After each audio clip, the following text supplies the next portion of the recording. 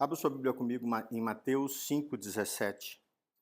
Mateus 5,17, a palavra do Senhor diz assim: Não penseis que vim revogar a lei ou os profetas. Não vim para revogar, vim para cumprir.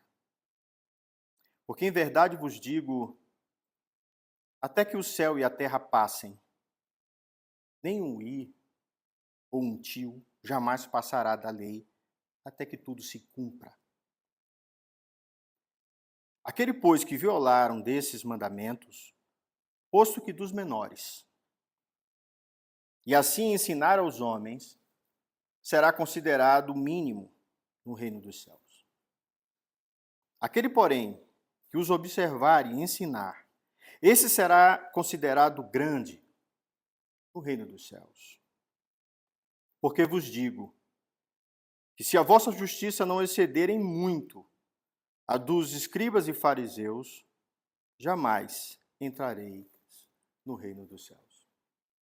Pai do céu, eu te peço que, em nome de Cristo Jesus,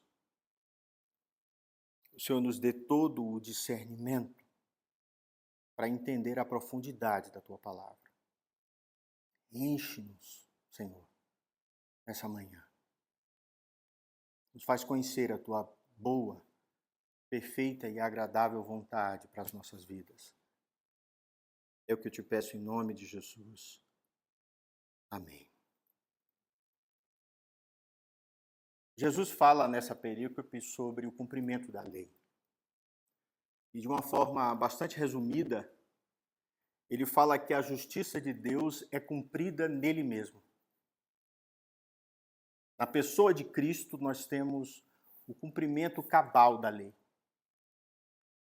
E ele diz que toda a verdade de Deus vai se cumprir.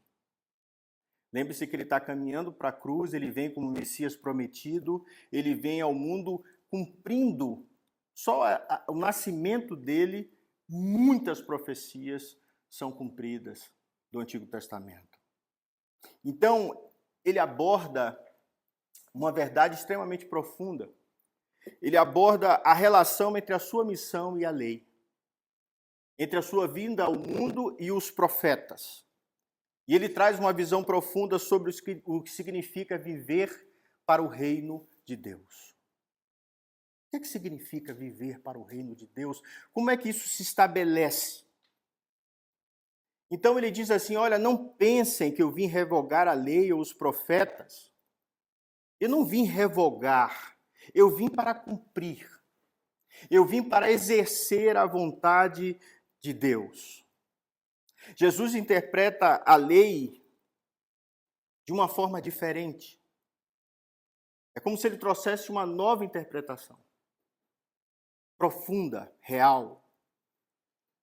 Ele chama os seus discípulos para viverem de uma forma superior aos religiosos de sua época, que eram os escribas e os fariseus. O que eu quero que vocês aprendam é algo intrínseco ao ser de vocês. Não apenas uma religião externa, não uma forma de agir maquinal, mas algo que modifica o coração, o entendimento. Sproul, que é um comentarista, ele explica de uma forma lindíssima. Ele diz que o Sermão do Monte não é uma rejeição à lei, mas um chamado à profundidade espiritual. Jesus nos desafia a ir além das ações externas e adotar a verdadeira piedade que nasce do coração. Ele mostra que a verdadeira relação com Deus é um coração transformado. É uma obediência amorosa. E é justamente por isso que Jesus mostra a sua missão, que é cumprir a lei e os profetas, que é viver a verdade de Deus. Então ele afirma que não veio abolir a lei, mas vivê-la, cumprindo a vontade do Pai. Ele não desconsidera o que está escrito, mas ele eleva o seu significado a um significado pleno. É quando a lei mora dentro do coração do homem. É quando a lei modifica o entendimento do homem e ele passa a fazer a vontade de Deus. É quando, por amor a Deus, eu vivo a vontade dele. É quando, por amor ao próximo, eu não faço nada de mal ao outro. Portanto, não precisa da lei. Precisa do amor a Deus e ao próximo dentro do coração. É uma verdade muito mais profunda do que simplesmente algo externo. Então, essa verdade se cumpre no homem de três formas. Primeiro, através da própria lei moral. Quando Jesus vive uma vida perfeita e sem pecado, ele está fazendo de forma absoluta a vontade de Deus. E ele conhece exatamente o que é isso. O escritor de Hebreus vai dizer que nós temos um sumo sacerdote que se compadece das nossas fraquezas, que sabe que moralmente nós somos incapazes. E ele, como nós, passou por essa terra, em tudo foi tentado, mas absolutamente sem pecado. Justo. Cumpriu a vontade de Deus de forma perfeita. A mensagem desse capítulo 4 de Hebreus diz que o grande sumo sacerdote, que é o Senhor Jesus, ele se compadece das nossas mazelas e fraquezas, e que ele viveu no mundo e sabe exatamente como fazer a vontade do Pai, algo que nós não sabemos. Então Jesus cumpre essa parte moral, dessa vida justa, dessa vida verdadeira. Mas não somente isso, ele cumpre também a lei cerimonial. Ele cumpre o sacrifício perfeito de Levítico, substituindo os rituais do Antigo Testamento de animais pela sua vida perfeita. Isso é tão verdade que João Batista, quando vê Jesus, ele diz: eis o Cordeiro de Deus que tira o pecado do mundo. Jesus, quando morre como sacrifício puro e santo a Deus, ele mostra no Antigo Testamento o cumprimento da lei. No capítulo 10, o escritor de Hebreus vai dizer assim: olha, porque tendo a lei a sombra dos bens futuros e não a imagem exata das coisas, nunca, pelos mesmos sacrifícios que continuamente se ofereciam a cada ano, podem aperfeiçoar os que neles se achegam. Vamos dizer de outra forma? Jesus é perfeito, justo e santo. E a sua morte vai cumprir o que diz no Antigo Testamento, que não há como perdoar pecados sem derramamento de sangue. O homem tem que morrer, e Jesus é esse que morre no nosso lugar. Ele é aquele que diz: eu venho fazer, ó Deus, a tua vontade. Eu venho morrer por esse povo que precisa morrer, porque Deus disse que se comesse da árvore do bem e do mal, teria que morrer. E como Deus não mente, Jesus se coloca nesse lugar. Então ele realiza a lei moral, ele realiza a lei cerimonial e ele cumpre a lei profética. Olha como isso é profundo.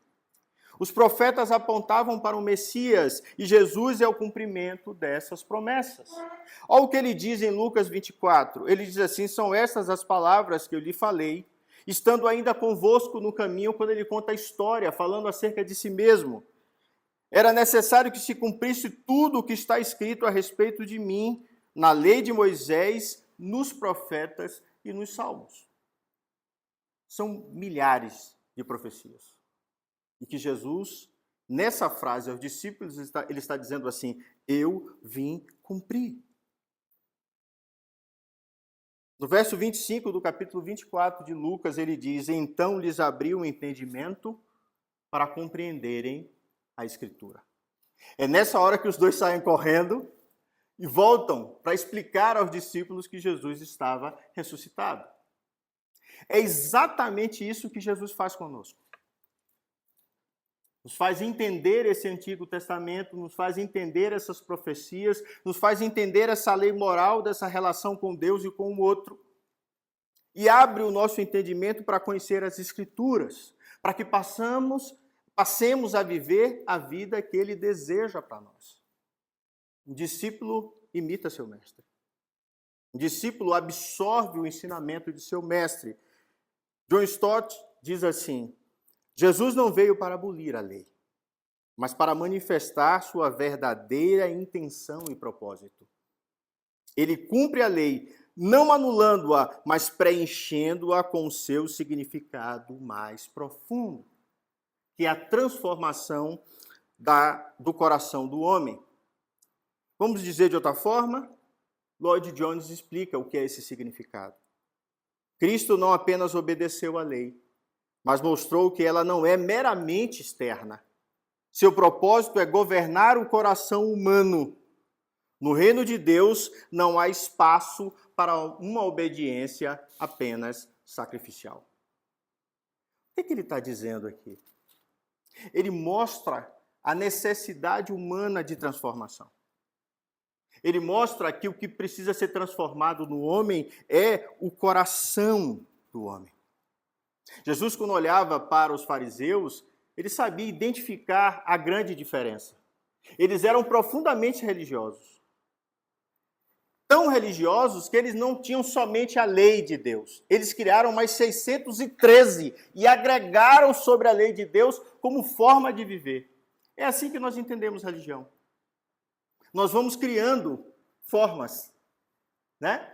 Achamos pouco a quantidade que existe no Antigo Testamento e aí começamos a criar. Mulher não pode usar calça, só pode usar saia, a saia tem que ser de tal altura, não pode pintar a boca, o cabelo não pode ser assim, e a gente vai criando normas assim como eles criavam. Tinha norma para tudo. Antes de comer você precisava lavar-se, tinha uma forma, 11 vezes, começando pelo cotovelo, depois você esfregava a mão assim, assado, tinha uma explicação. E eles, na presença de Jesus, quando veem Jesus sentar para comer, dizem: você não lava as mãos? Você não se santifica, não dá graças a Deus para comer? Aí Jesus olha para ele e sorri, né? É óbvio. Ele fala: precisa limpar dentro do copo. Se dentro estiver limpo, é isso que ele está dizendo. É isso que é o significado profundo da lei, transformar o coração do homem. E a gente só pensa em religião. A nossa vida é transformada quando reconhecemos a nossa vulnerabilidade e nos submetemos a Cristo. Quando eu abandono a religião e abraço o Senhor Jesus. Quando eu abraço a sua vida morta no meu lugar, eu tenho a libertação. Eu me livro do peso da justiça própria. Eu me livro do perfeccionismo. Eu me livro daquela lista interminável que os religiosos criam para que Deus se agrade. Quando Deus se agrada, na verdade, é do coração. É da vida transformada na pessoa de Cristo. Então, a primeira verdade que ele diz aqui no verso 17 é que ele não revogou, ele cumpriu, ele viveu cabalmente a lei. E mostrou à humanidade como nós devemos viver, pelo seu próprio exemplo. A segunda verdade está no verso 18, e ele explica o motivo, né? Porque, em verdade vos digo, até que o céu e a terra passem, a lei de Deus jamais vai passar. A lei de Deus continua. Então ele mostra a permanência da lei. Ele está declarando aqui que a lei precisa ser cumprida na pessoa dele. Ele mostra também que a palavra de Deus é imutável e eterna. Nunca vai passar. O Salmo 119, 89 diz que para sempre, ó Senhor, a tua palavra permanece no céu. E você tem um duplo sentido. Jesus veio de onde? Do céu. Ele é a própria palavra. E a palavra de Deus diz que ele subiu para onde? Para onde foi a ascensão? Para o céu, a destra de Deus, e vai continuar lá por toda a eternidade. Então você tem uma linguagem da palavra eterna, que é o próprio Cristo. Lembre que o Salmo 119 é um cântico de amor à lei de Deus. E o que é mais belo, ele foi composto, completamente escrito, é o maior salmo da Bíblia, quando o povo de Israel voltou do exílio babilônico. E tem um sentido profundo. Lá eles não tinham a palavra. É dentro do cativeiro que nasce os fariseus. Fariseu significa santo. É lá que eles voltam a buscar a palavra. É no cativeiro, longe de casa, que eles se aproximam de novo da palavra. Então eles escrevem um lindo salmo, bendizendo a Deus por sua palavra. E eles têm um entendimento que essa palavra jamais vai passar. O céu jamais passa. Essa é a ideia, a profundidade. Então a implicação do exílio é que eles precisavam de Deus.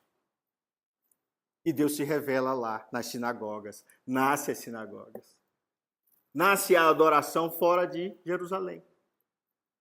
Que Jesus vai ampliar no Evangelho de João, dizendo que não vai ser mais naquele monte, conversando com a mulher samaritana. Vai ser em outro lugar, que não é mais físico, não é mais aquela questão ritualística, mas é dentro do coração do homem, em verdade e em espírito. Ele vai ampliando o Antigo Testamento. Ele vai ampliando essa verdade. E é lindo você perceber que o Salmo é escrito no momento de misericórdia e de perdão. Por que eles foram para o cativeiro babilônico? Por desobediência. E onde é que estava escrito o que é que ia acontecer? Deuteronômio 28. As bênçãos da obediência e as maldições da desobediência. Entre as maldições estava escrito: se desobedecerdes, virá sobre vós espada. E o profeta, tanto Isaías quanto Jeremias, todos eles falaram que eles tinham que se arrepender. E o povo continua sem se arrepender. Então Deus levanta uma nação contra eles, que é a Babilônia, e leva-os cativos. Sabe o que eles estão reconhecendo? Assim como Pedro reconheceu quando Jesus disse que ia trair, Deus, a sua palavra é verdadeira e jamais passa. Nós fomos para o cativeiro. Nós sofremos. Percebe que é a mesma história de Adão e Eva? Se comer, vai morrer, aí come e morre. Se desobedecer, vai vir sobre vós espada. Aí desobedece, aí vai para o cativeiro. E o cativeiro traz eles de volta. Que é a história da humanidade. Que é o perdão de Deus sendo derramado sobre eles. Joaquim Jeremias, que para mim é o maior comentarista, né? Ele é católico, tem uma visão linda do Evangelho, para mim o melhor expositor de Mateus, né? Claro que tem algumas divergências, mas o maior conhecedor do período, da época que Jesus estava sobre a terra, é Joaquim Jeremias. Ele diz, ao declarar que a lei e os profetas permanecem, Jesus reafirma que a sua missão é alinhada com o propósito eterno de Deus. Mas ele redefine o entendimento da lei à luz do amor e da misericórdia. Ele muda. Agora o que precisa ser transformado é o coração do homem segundo o amor e segundo a misericórdia. Então eu passo a amar a Deus, eu passo a viver para Deus, eu passo a viver para o meu próximo e eu passo a ser misericordioso. É exatamente o que Jesus é. Esse é o cumprimento da lei. Quais são as aplicações práticas que eu preciso ter no meu coração? Olhando para isso que Jesus disse. Como cristãos, nós somos chamados a viver em conformidade com os princípios da lei do Senhor. Mas não como meio de salvação. Cumprir a lei não me salva.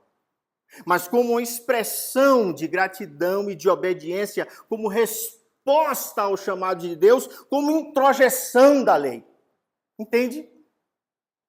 Adão, antes de pecar, antes de comer da árvore, precisava da lei? Obviamente que não. Porque ele fazia tudo certo. O apóstolo Paulo diz que a lei vem para mostrar ao homem, para dar entendimento ao homem de que ele não faz a vontade de Deus. Para mostrar o que ele tem que fazer para se aproximar. Perceba que estar em Cristo é justamente essa verdade. O coração do homem é transformado e ele passa a viver para Deus. Falando sobre essa verdade, o apóstolo Paulo, escrevendo em Romanos 6, ele diz: porque o pecado não dominará vocês. Pois vocês não são mais controlados pela lei, mas pela graça de Deus agora. O que isso quer dizer? Eu amo as perguntas de Paulo. Vamos continuar pecando porque não somos mais controlados pela lei, mas pela graça de Deus? É claro que não. Agora nós vamos obedecer muito mais. Porque o nosso coração vai se inclinar à vontade do Pai. Viver embaixo da graça significa ter a liberdade de obedecer e servir por amor. Não mais porque a lei me obriga,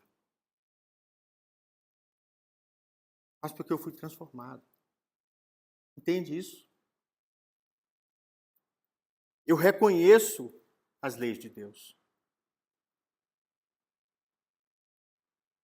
E reconheço os reclamos de Deus. Entendo que eles existem para o bem e para a proteção das pessoas. Quando Deus diz não matarás, Ele está falando isso para todas as pessoas. Para mim e para você. Ele está falando para aquele que mata, mas também para aquele que morre. E quando meu coração é transformado, eu preciso da lei dizendo não matarás? Eu não preciso mais. Porque eu jamais vou matar o outro. É como se eu estivesse esfaqueando a mim mesmo. É exatamente sobre isso que Jesus está falando. Ele está falando sobre deixar uma vida pecaminosa e antiga. Uma vida de queda para passar a viver a vontade do Pai. A vontade de Deus. Ridderbos, ele fala que o cumprimento da lei por Jesus é tanto escatológico quanto ético. Ele, o Messias, realiza as promessas da lei e, ao mesmo tempo, estabelece o padrão de vida do reino de Deus. Ele nos liberta desse velho homem e nos dá um padrão, uma forma de viver. E que, quando o meu coração é transformado por Deus e a lei é em mim introjetada, eu passo a cumprir a vontade do Pai. Eu passo a viver a verdade. É exatamente essa justiça superior que ele está colocando para os seus discípulos. Ele desafia todos os ouvintes a ter uma justiça que exceda a justiça religiosa. Ele diz: aquele que violar e ensinar isso aos outros, ele vai ser menor no reino dos céus. Jesus mostra que a vida pública ensina, né?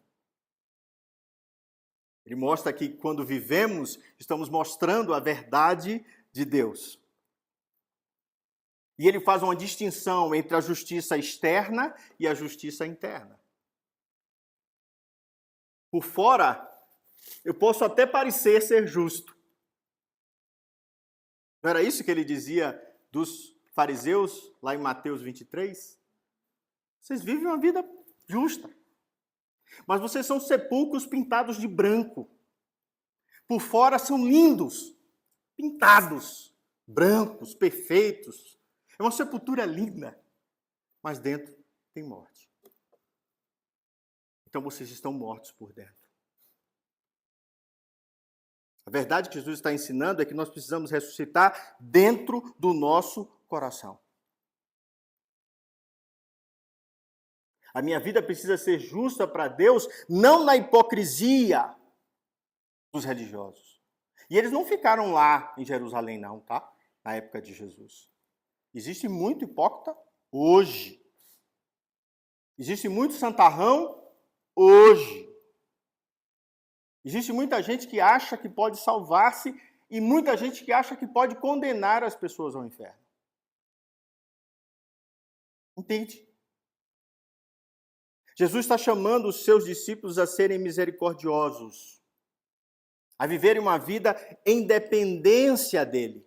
Porque é ele que cumpriu a lei, é ele que cumpriu os profetas, é ele que cumpriu a lei moral. Eu vim para cumprir e eu cumpri por vocês. Está implícito isso aqui. Portanto, passem a viver como eu vivi. Perceba que isso é tão verdadeiro que a construção do Evangelho nos mostra que essa verdade precisa ser primeiro dentro do coração.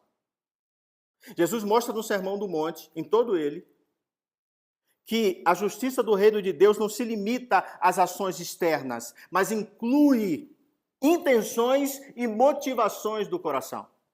Logo depois dele dizer isso, ele vai falar sobre o homicídio. E é só esse exemplo que eu vou usar, porque ele dá vários outros. Ele diz: ouviste o que foi dito aos antigos: não matarás. E quem matar estará sujeito a julgamento. Eu, porém, vos digo que todo aquele que sem motivo se irá contra seu irmão está sujeito a julgamento. Todo aquele que proferiu um insulto ao seu irmão, ele está sujeito a julgamento no tribunal. O que ele está querendo dizer? E depois ele vai dizer que só pensar em adultério eu já adulterei. Ele está dizendo que primeiro nós somos condenados pelo coração impuro. É o coração que nos condena. Por isso que é impossível para o homem salvar-se. É possível até que externamente você consiga, todo mundo olhando para você, você consegue dos 10 mandamentos do 1 ao 9. Perfeito. Aí quando chega o 10º mandamento que diz você não pode desejar nem a grama, nenhum servidor, nenhum animal, nada que pertença ao outro. É aí que Jesus encaixa a concupiscência humana. Como foi que Adão e Eva caíram? Tiago descreve. Diz que ela olhou para a fruta. Era boa para dar entendimento. E ela desejou ser igual a Deus. Jesus está dizendo assim: nasce primeiro no coração humano. E é lá que eu preciso lavar, não externamente. O mais importante, a gente fala, o mais importante dos 10 mandamentos é adorar a Deus, né? É sim. Mas o mais importante para nós é o 10º, que mostra a nossa incapacidade. É nesse lugar que Jesus desenvolve todo o seu sermão do monte. Precisamos limpar o coração sujo. E aí você entende por que a justiça vem de Deus. E porque a justiça vem dele cumprir a lei, não nós. Porque Jesus mostra justamente a nossa imperfeição. A salvação e a justiça, portanto, não é alcançada por obras humanas, mas pela graça, mediante a fé em Cristo Jesus. Entende toda a análise de Paulo em Romanos agora? Toda a construção teológica em cima da pessoa de Jesus? E em Romanos 3 ele diz: Deus aceita as pessoas por meio da fé, e que elas têm em Cristo Jesus. É assim que ele trata todos os que creem, pois não existe nenhuma diferença, nenhuma acepção que Deus faça entre as pessoas. Todos são pecadores iguais. Paulo diz assim: todos a uma pecaram, todos se desviaram da vontade de Deus. Não há quem faça a vontade do Pai, porque todos são depravados. Ou seja, todos os corações estão caídos. Consegue se ver? Eu me vejo plenamente. Eu olhando para Jesus, eu me vejo plenamente. Eu estou aquém da perfeição que Deus quer. Jesus é o meu Salvador e o meu Redentor. Eu me submeto a Deus. Em nossa vida, a justiça pode ser apenas superficial. É isso que ele está ensinando. Eu posso ser extremamente rigoroso comigo mesmo e não entender a morte de Cristo no meu lugar. Eu posso estar lutando para me salvar. Ou eu posso ser soberbo, porque acho que sou justo. Lembra da parábola que Jesus ensina? Que tinha um publicano odiado, traidor do povo, e um homem justo, santo, um fariseu. E ele dizia assim: obrigado, meu Deus. Oh, Deus, muito obrigado. Porque eu sou justo. Porque eu oro ao Senhor 3 vezes ao dia. Eu sou maravilhoso. Obrigado, meu Deus. E Jesus diz que há um outro tipo de pessoa que bate no peito e diz: miserável pecador, miserável pecador, miserável pecador. E ele pergunta: qual dos dois está justificado? O que cumpre a lei, o que não erra nada, aparentemente é perfeito, ou o miserável pecador que está cobrando impostos contra vocês? Um que externamente não tem erro e um que publicamente está pecando contra Israel. Aí eles sabem dizer que é o que bateu no peito e diz que é miserável pecador. Porque reconhece a sua imperfeição. Entende? Paulo, quando cai a ficha nele, ele escreve aos Filipenses e fala: olha, se alguém poderia glorificar de si mesmo, esse sou eu. Eu sou hebreu de hebreus, sou da tribo de Benjamim. Quanto à lei, fariseu. Irrepreensível na minha vida. E ele vai descrevendo, circuncidado ao 8º dia, eu cumpri a lei toda. É o que ele vai dizendo. E aí ele para, olha para si mesmo e diz: mas eu joguei tudo isso fora. Para ser encontrado nele. É sobre isso que Jesus está falando. É sobre exceder a justiça dos fariseus. Paulo caiu a ficha, eu era fariseu e deixei de ser. Agostinho de Hipona, entendendo que a justiça só é feita através do Espírito Santo no coração do homem, diz: a graça de Cristo é o cumprimento da lei. Porque somente Ele pode nos capacitar a amar a Deus e ao próximo conforme a lei existe. Somente o Espírito Santo pode me capacitar a amar a Deus e ao outro e fazer com que eu me submeta a Deus e ao outro. É o Espírito Santo, o amor de Deus no nosso coração que nos dobra. É por isso que ele vai dizer em Romanos 10 que o fim da lei é Cristo, para a justiça de todo aquele que nele crê. Porque Jesus é o cumprimento. Porque Jesus é a perfeição. Por fim, para que a gente entenda toda a perícope, Jesus ensina que a glória de Deus reflete um padrão do reino. Qual é o padrão de justiça? A glória de Deus. Qual é o padrão que os discípulos devem viver? O padrão da glória de Deus. O padrão da pessoa de Cristo. É por isso que Jesus fala de obediência. Nossa obediência à palavra de Deus reflete a glória do reino e testemunha ao mundo que nós pertencemos a Deus. Olha o que ele diz antes. Quando ele fala que nós somos a luz, quando ele fala que vós sois a luz do mundo, no verso 16 ele diz: assim brilhe também a vossa luz diante dos homens, para que vejam as suas obras e glorifiquem ao vosso Pai que está nos céus. Nós refletimos a glória de Cristo como vivemos a sua verdade. Que por sua vez Jesus refletia a glória do Pai. É por isso que logo depois de falar como nós devemos viver brilhando ao mundo, ele vem falar da lei. Ele vem falar da forma de viver.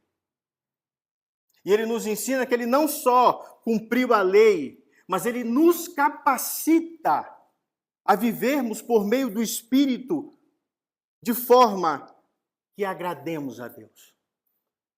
E as pessoas vejam em nós a pessoa de Jesus. Como é diferente a pregação no mundo hoje, né? Aqui ele está falando de submissão. Aqui ele está falando de não ser como o homem deve ser, mas ser como Deus quer. E o que a gente vê hoje é muitas pregações dizendo que Deus vai fazer tudo aquilo que você quer. Completamente diferente do que Jesus ensinou.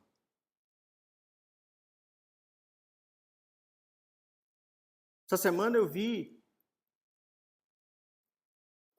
uma determinada igreja vendendo convites para o culto de Réveillon.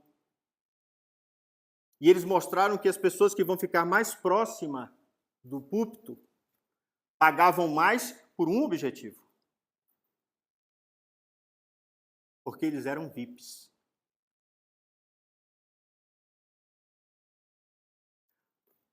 Jesus disse assim: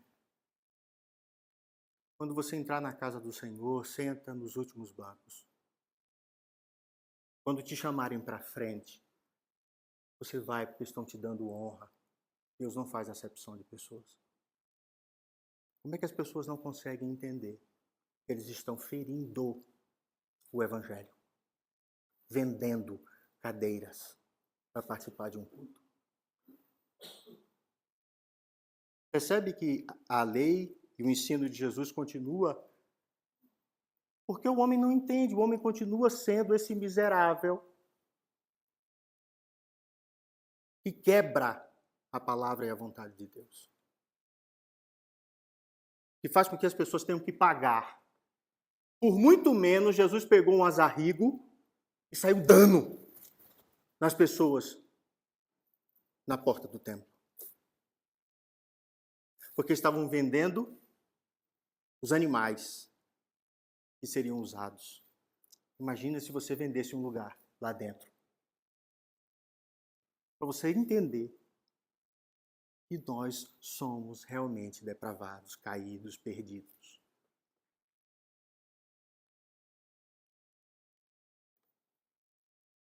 Então o apóstolo Paulo vai dizer assim, em Romanos 8, porque aquilo que a lei era incapaz de fazer, visto que estava enfraquecida pela carne humana, Deus o fez. Enviando o seu próprio Filho em semelhança à carne pecaminosa, como oferta pelo pecado.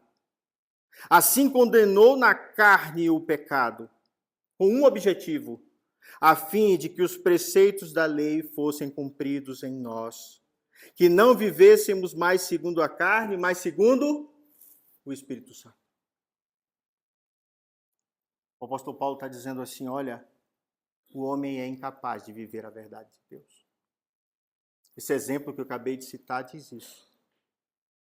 É por isso que eu preciso vigiar. Jesus disse assim, olha, cuidado, o Espírito está pronto, mas a carne é fraca. A gente só consegue pensar em carne fraca na área da sexualidade, né? Oi, tola inocência.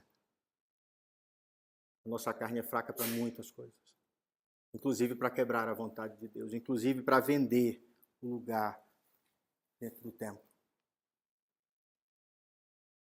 Quando Jesus reinterpreta a lei, meus irmãos,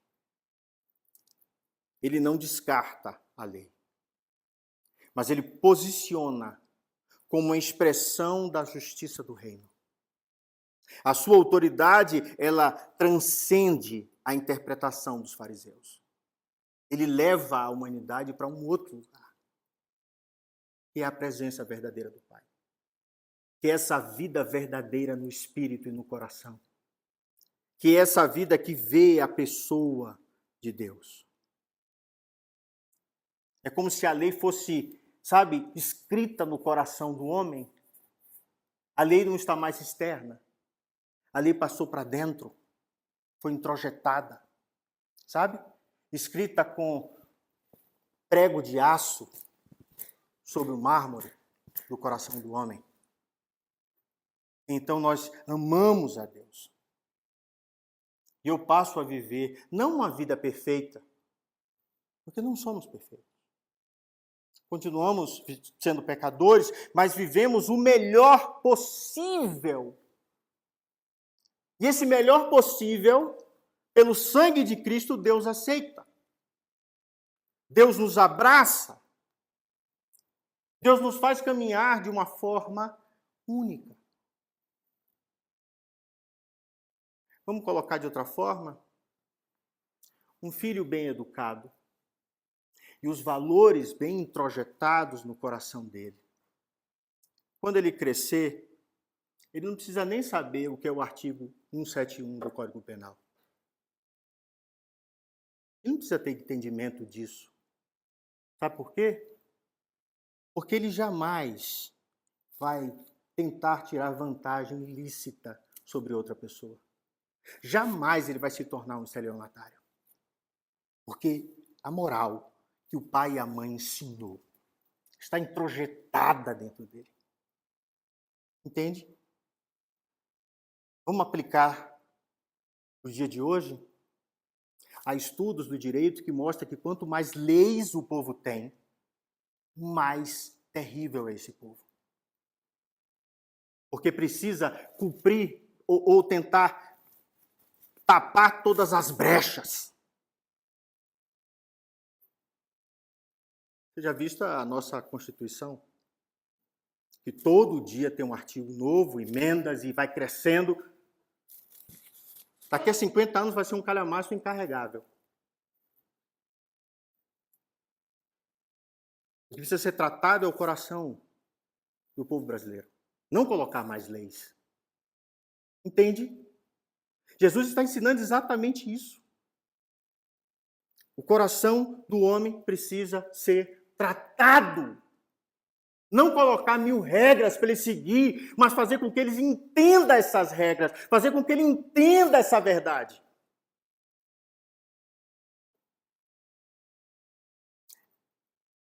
Vou encerrar como sempre. Pastor, eu entendi. Está claro para mim.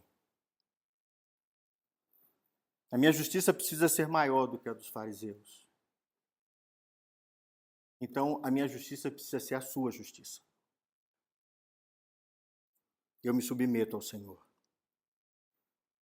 Mas a grande pergunta para nós, eu vou encerrar, é raríssimo eu encerrar com pergunta, mas eu vou responder, tá?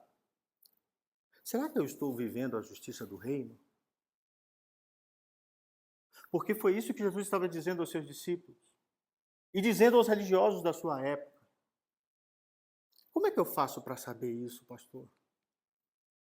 Como é que eu faço para entender se eu estou vivendo a vontade de Deus? A primeira coisa que você precisa fazer é examinar sua justiça pessoal. Examinar seu coração. Sabe, esse examine a si mesmo e coma do pão e do vinho, que o apóstolo Paulo fala para participar da Santa Ceia, é a primeira coisa que você precisa fazer. Avaliar a sua vida espiritual. Se ela reflete a justiça, que excede a religiosidade dos fariseus. Implica você entender que a sua vida vai além do culto. De fazer tudo muito certinho, sabe? Até porque, mesmo fazendo tudo certo, as coisas podem dar errado também. Quando você não descansa em Deus, você sofre muito mais. Mas você precisa entender se essas realidades externas que você faz no culto, da oração, de tudo que você coloca, reflete uma transformação interior operada pelo Espírito Santo. Deus responde isso. Porque Ele já respondeu a mim muitas vezes, quando me coloquei diante dele. responde a cada um de nós. Você tem buscado honrar a Deus nos seus pensamentos, palavras e ações? Essa é a primeira coisa. Segunda, confie em Cristo como cumpridor da lei. Não busque justiça própria. Aprenda a descansar na pessoa do Senhor. E, por fim, busque de todas as formas manifestar a justiça do reino. De todas as formas. Da forma que você puder. Seja em comunidade, seja no seu trabalho, seja buscando reconciliação na família com as pessoas que você magoou ou foi magoado, seja com integridade na sua forma de viver. O meu desejo é que você ore a Deus para que Ele revele as áreas da sua vida que precisam ser tratadas. Isso é tão verdade que Davi, quando ele se coloca diante de Deus no Salmo 25, ele diz: Senhor, perdoa os meus pecados e perdoa-me até daqueles que me são ocultos. A minha oração é que nós possamos buscar essa justiça superior de Deus, refletindo a glória de Cristo sobre as nossas vidas. Vamos orar? Pai do céu, nós te damos graças por tua palavra. Te pedimos que no nome de Jesus, o Senhor nos faça entender, ó Deus, a beleza que é ter um coração transformado pelo Senhor. Enche-nos da tua presença e nos faz viver, Senhor, segundo a tua vontade, é o que eu te peço em nome de Jesus. Amém. Recebeu a bênção, queridos, que a paz e a graça do nosso Senhor e Salvador Jesus Cristo, que o amor insondável de Deus, nosso eterno Pai, e as benditas consolações do Espírito Santo sejam sobre vós, irmãos, aqui no Lago Norte, sobre a Igreja de Cristo, espalhado sobre toda a terra, agora e para todo sempre. Amém. Deus abençoe a sua vida.